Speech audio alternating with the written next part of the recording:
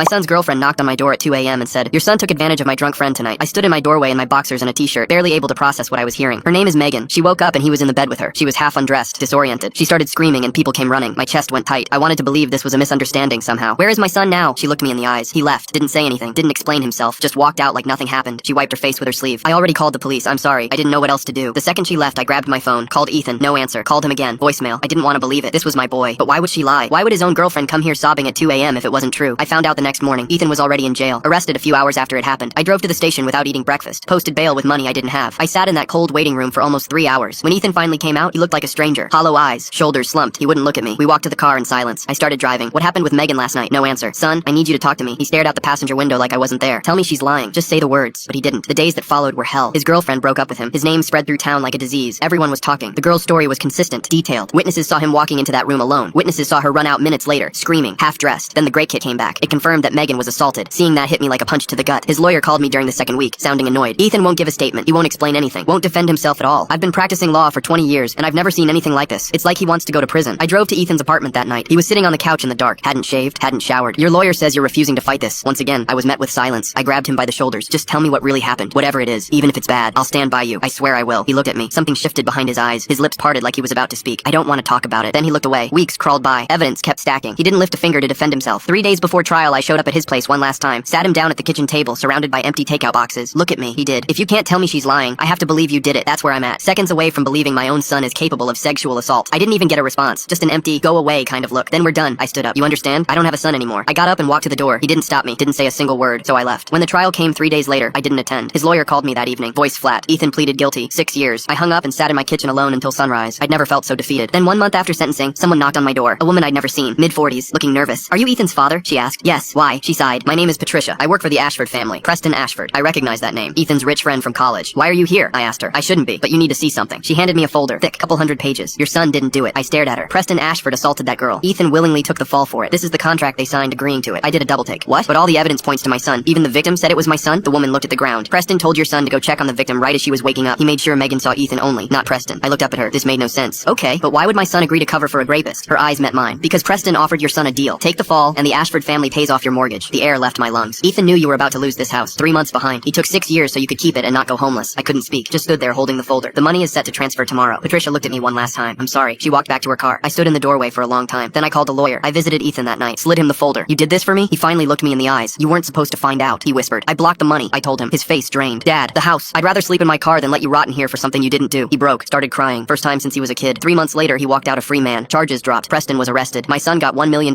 from Preston's family in the lawsuit.